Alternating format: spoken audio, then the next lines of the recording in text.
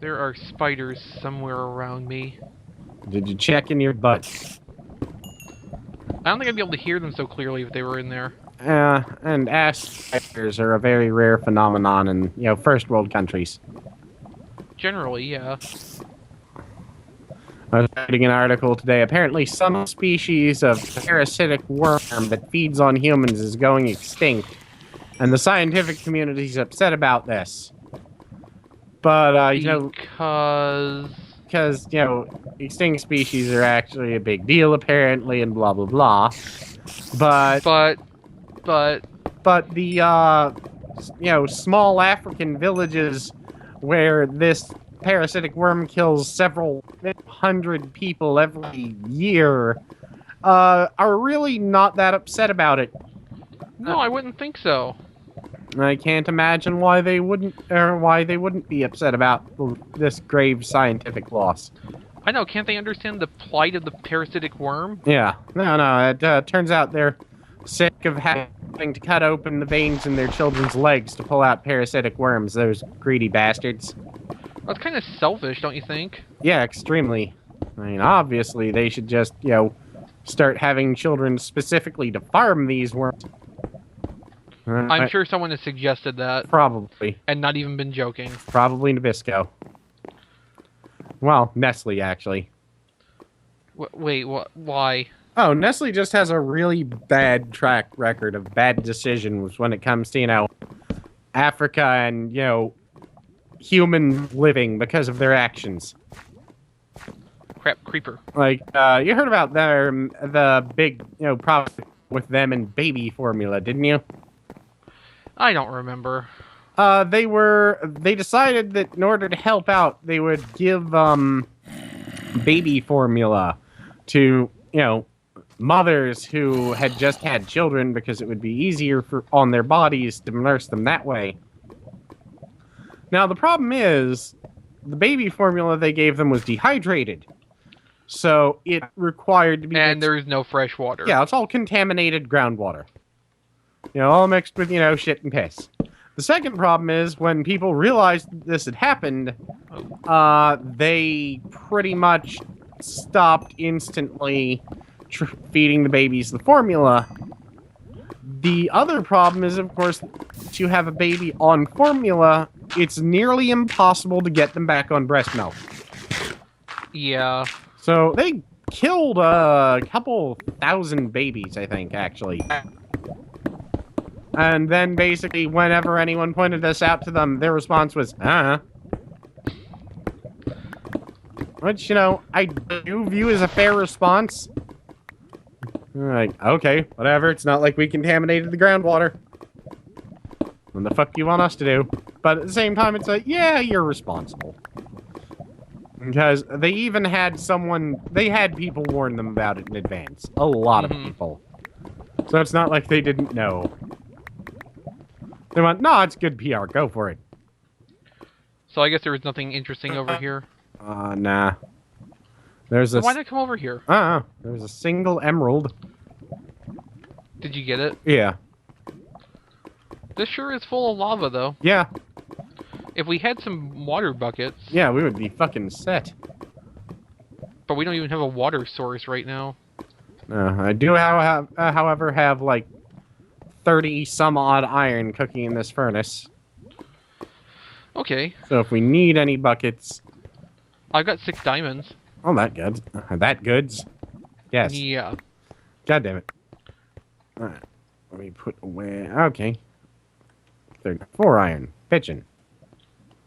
I'm just gonna pick a direction and dig in it for a bit. Okay, now I have 1 diamond and a really good sword.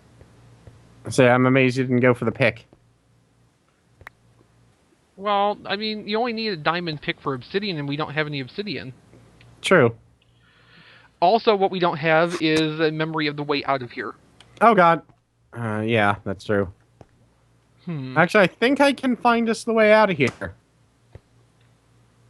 We're doomed. Yeah. Oh, yeah. We're fucked. Completely. But I think I still know the way out of here anyway. And I'm out of torches. I've got 45. Wood. That's not it.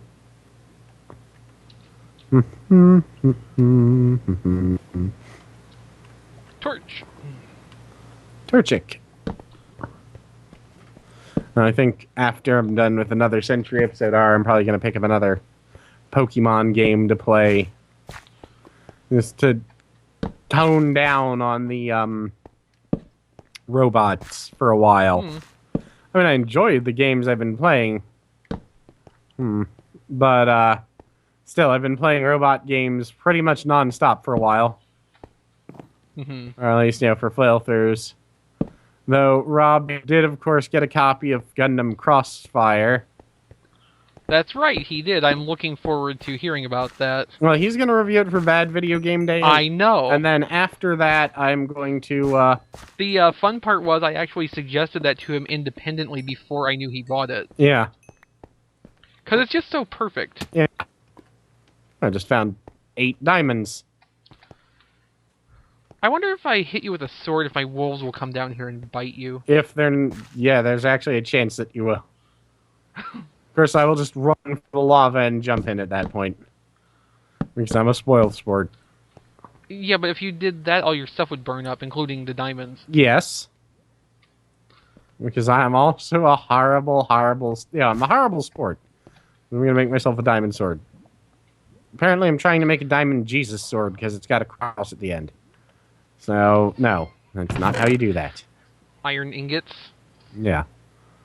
Alright. I've got stuff. I've got a diamond sword. I've got rhythm. I've got music. No, you don't. Actually, I do. That's the amusing part, because Angel does not. At all. And it annoys the hell out of her that I have more of a sense of rhythm. Like, amusing hissy fits sometimes. I never had a sense of rhythm. I drummed in my friend's band for like 4 years. I had to develop one. Well, wouldn't you need the sense of rhythm before you start drumming? Not if you're in a garage band when you're teenagers. You just pretty much grab whatever you have. How come you're not taking out any redstone? Because at the time, before I did some stuff, my inventory is just completely packed. Oh. But, nah, when you're in a garage band, you pretty much do whatever the fuck you want. And just hope that it sounds good in the end. It didn't. Well, I mean, my friend did. He was one of those annoying musical prodigies. I've mentioned him several times. That, yeah, it's just one of those, oh, you can play any instrument you have picked up, just immediately upon picking it up. I fucking hate you. And see, even if I could understand... Well, if I could learn to play an instrument, which I don't think I could anyway, even at that point, I don't understand music enough to be able to, play music. Ah! I could learn to read sheet music and perform what's on there, but... it would be mechanical reproduction, basically. See... I had... I don't feel music. I do. I actually, for a very long time there, I was convinced I needed music in order to be alive. Uh-huh. Like, I just, anytime anything is going on, it's like, music. It's time for music. I mean, I play music in the background when I'm doing stuff, but that's mostly for, noise. I always listen to whatever it is I'm playing or listen to the point where it distracts me from all other things most of the time. And I don't remember half of the stuff I used to know about music theory. I don't even remember a quarter of the stuff I used to know about music theory anymore. But I remember driving around or walking around with an ex of mine, and a song came on, and I just started fucking ranting about arpeggiated solos and how it was the laziest form of rock and roll there was, because all you had to do was, I can't even remember it all, but they were just staring at me, and the end was like, no one cares. Like, oh. Because someone who has played where someone is playing the verse or the chorus but they're picking it instead of strumming chords. That's one of the other things that I just hated, and it's why when Angel and I started dating, we had quite a few arguments, because at the time, she liked Nickelback. Oh, I'm sorry. Well, she has now cut it down to a couple of their songs that she likes, which I actually... Isn't Nickelback a guy, not a group? No, it's a group, I think. I never cared to look it up or know about them. But I played them, or played her, the famous thing, which is two of Nickelback's songs played directly over top of each other. And it is the same song, but with different lyrics, exactly, even, like, the drum build-up and the solo. There's a Japanese equivalent of that, too. It's called TM Revolution. Really? Uh-huh. Huh. Ask Rob about it sometime. That was also an amusing one. My friend Derek, who is also a music nut, he went to Japan for, like, a month or so on his class trip, or on a class trip. And basically, he ended up picking up a bunch of Japanese, like, rock CDs because he wanted to see what it was like. Because, keep in mind, this was in, like, 93 or 94. Actually, no, sorry about that. 96 or 97. Okay. So it was still early enough into the internet, you could not actually find a lot of J-pop or J-rock or anything like that. And he was listening to them on the train, and he was like, wait a minute, I know this song. And he pulled out, I think it was a Violent Femmes or a Soundgarden or something CD, and realized that it was the exact same song, just with, you know, Japanese lyrics. Like, exactly the same. And he was like, motherfucker, this is, you know, they stole this. And he started getting angry at it. Then he was like, no one's ever going to hear these people. You know, at least not in the US. In Japan, the market will be, you know, like 50 or 60,000 people will buy this CD. It'll be considered a big hit. And then they're going to disappear in anonymity a week later. And, you know, that's basically what happened, because he tried to look them up later to see if they still existed. And there's no information anywhere. And he was even using, like, the Japanese Google and looking it up to see if he could find anything about them. He was like, huh, it's like they don't exist. Pretty much. And that was apparently the time he had the most depressing moment in his life in his trip to Japan. Which, alright, so they assumed that if you were at a bar, you were legal drinking age. They didn't bother carding anyone. So their teacher, who, keep in mind, this is a woman who has, since she met my friend and his friend, tried to find ways to see his penis. Like, classy. Whatever way she could. She was absolutely convinced, for no reason whatsoever, that he probably had a giant dick and she wanted to see it. It wasn't even a sexual thing. She just wanted to see it. And he was, no, never. Because as he pointed out, you know, it's not like, hey, yes, hot Japanese teacher. It was like, no, 74-year-old woman. Not hot, not fantasy. Reality horrifying. But, that's terrible. Either way, she had taken them all out, or all of her, like, 17-year-old students out to a bar to get hammered. And as you do. She's still a teacher at the local college or high school or whatever it is, too. So they're all drinking, and it ends up with my friend Eric, I think, in a drinking contest with the Japanese bartender. And somehow he won. With the bartender essentially quitting and going to sleep. Or, you know, because it was one of those weird places where it's basically a private bar the size of a closet. But it's very nice. The atmosphere is good. There's good music. There's karaoke. And the other thing that was going on was there was a very nice, like, 34-year-old Japanese woman there, and her 16-year-old daughter. And they decided that regardless of what anyone else said, he was going home with them evening. So it ended up with a tugging match between him, or between the woman and her daughter, and the teacher outside of a subway station in Sapporo, where they're trying to pull him back on the train to take him home with them, because they were not even being subtle that there was going to be a lot of sex. And his teacher going, no, you're my responsibility. This would be the second time a student got someone pregnant. No. And he was basically going, I've got a girlfriend at home. I can't. I'm sorry. Which was the first part of the saddest moment for that story. The second part of the saddest moment was when he got home and found out that his girlfriend had cheated on him and broken up with him while he was away, the day before that happened. Well. He apparently put his fist through her locker at school the next day. Well, I mean, obviously. Which is a fair response. Obviously. But, he said that he felt very proud of himself, though, because he stuck by his guns even in that situation. Mm-hmm.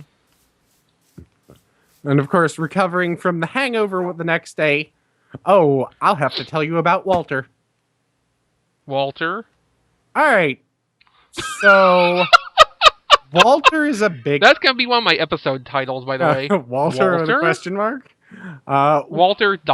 question mark. Walter is a big man. Or was a big man. Walter probably weighed about 450, 475. Uh-huh. Walter sweated constantly. He was completely bald. Uh-huh. Walter was very obviously a completely unashamed pedophile. Oh. Now, at first, everyone thought that this was kind of amusing. Because, it's not that big a deal. Apparently, the teacher insisted that even in this modern day in Japan, it's pretty much accepted as something normal. And they're like, okay, well, whatever. It's not like he's going to be fucking little kids while we're here. Which actually wasn't why he was there, so he wasn't. Okay. But Walter had this problem where he would be eating constantly.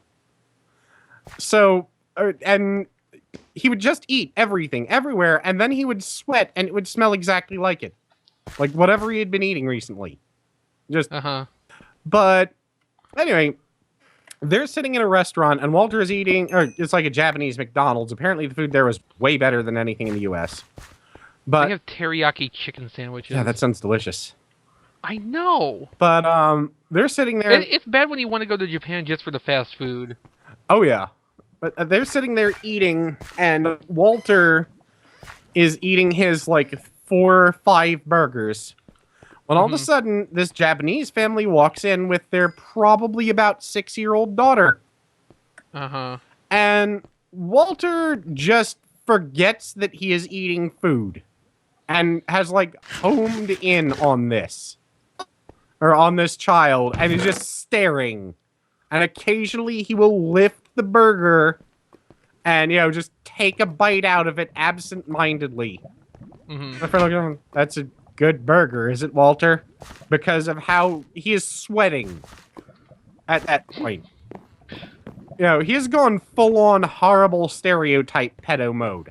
Right. And he's just staring at this small girl sweating. He's like, it's a fucking amazing burger.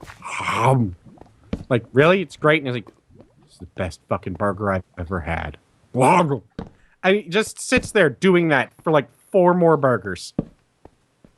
Now, the way that what eventually happened to Walter was they were sitting around showing off, because I think it was the 3rd day of the trip. And they were at a hot spring or something. Mm-hmm. And everyone had just gone to bathe, and Eric was laying out his clothing and stuff for the next day. And Walter walks in. He has not showered yet. Walter always needs to shower, but he has not showered yet. And he is only wearing a towel. I bet that didn't help a lot. No. He goes to sit down on Eric's only set of clean clothing. Of course he does. Eric jumps up and kicks Walter so hard he flies through the door to the room. What the fuck? I don't want your sweaty ass pedo balls on my clothing, Walter. Get the fuck out. No one likes you and you're a creepy son of a bitch. Just screaming at this man in the hotel in Japan. And it's not exactly a good thing to do. But it ended up with basically everyone, because there were like 30 people there, everyone going, yeah, Walter, no one likes you. You're a creepy son of a bitch, Walter. Go away. The teacher, you shouldn't talk to him like that. You're like, he's a pedophile. Even if he's not fucking little children while we're here, or even if he's never fucked little children, he's a pedophile. I don't think I have to respect him when he's not even trying to hide that. Yeah, and it just, went downhill from there.